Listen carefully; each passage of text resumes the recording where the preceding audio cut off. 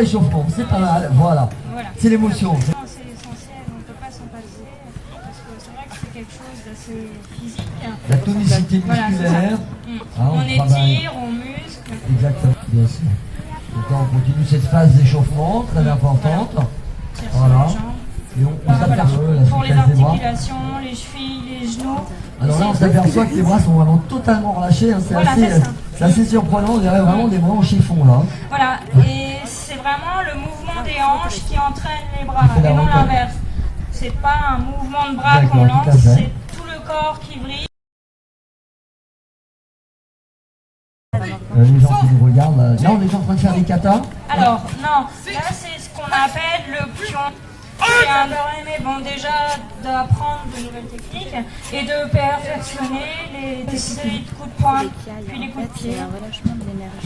C'est l'essentiel du karaté, beaucoup de coups de poing, coups de pied, mais vous verrez aussi tout à l'heure des saisies, des coups de bras,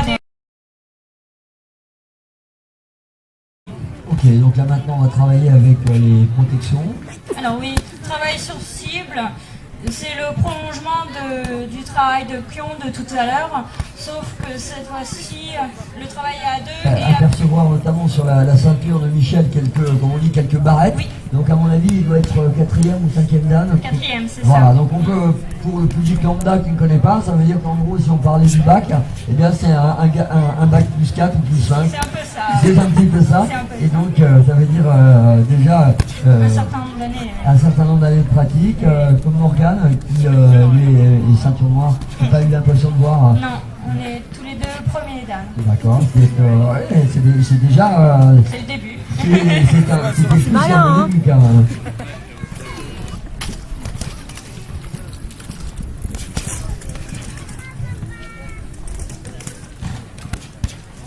Alors actuellement, pour vous retrouver, vous êtes sur quel dojo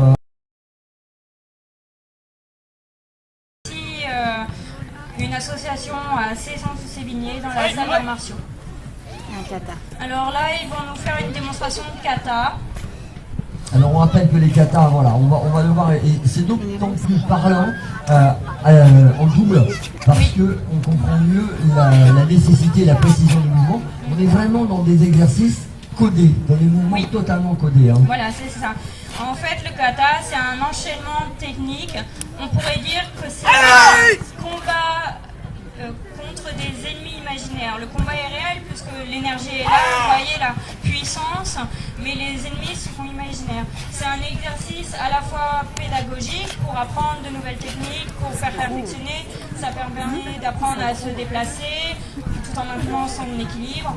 Et le kata est aussi ce qui a permis de transmettre l'art martial.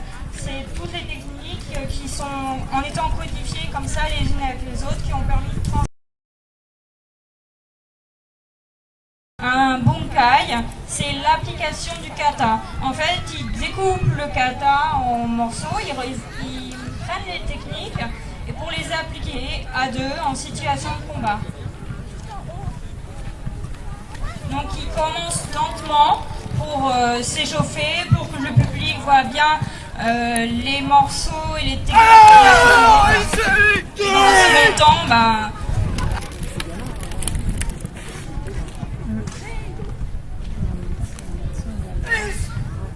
second temps, donc vous voyez, comme je disais tout à l'heure, on est un peu plus perfectionné. C'est vrai que c'est des choses qu'on voit un peu moins au début, mais là sur des katas avancés, vous voyez bien qu'il y a beaucoup de saisies.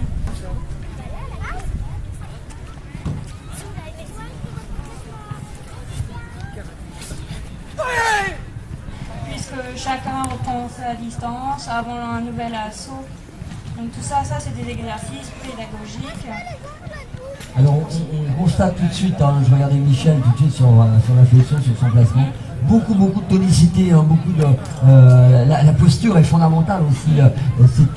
Gilda, nous en parlions tout à l'heure avec le Vietnam, qui est cette posture qui en fait donne la constance du corps, de l'ensemble du corps. Quoi.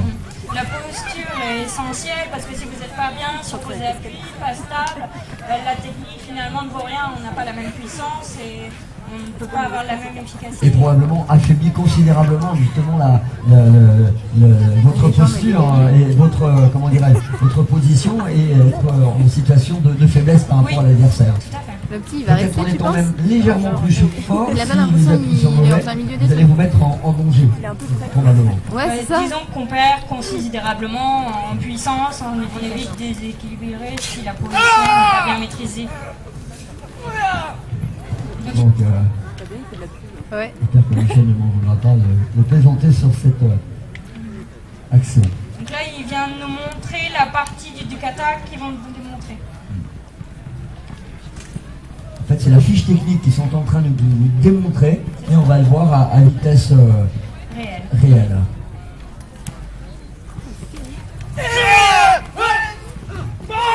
Sauf s'il a piqué son choco avant de... Alors là. c'est pas possible. Donc répétition, là encore du mouvement. Voilà, c'est ça.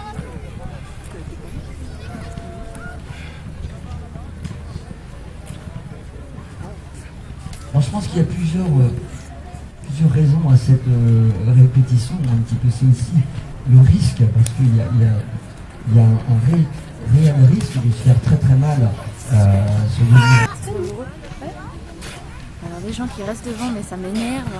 Dégueulé. Merci.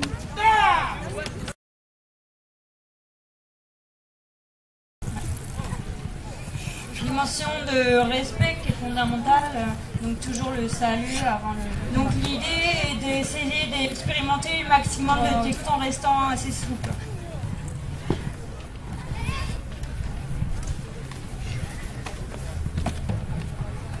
Et c'est un exercice assez difficile parce qu'au début quand on se bat comme ça, de temps en temps ça se crispe parce qu'on a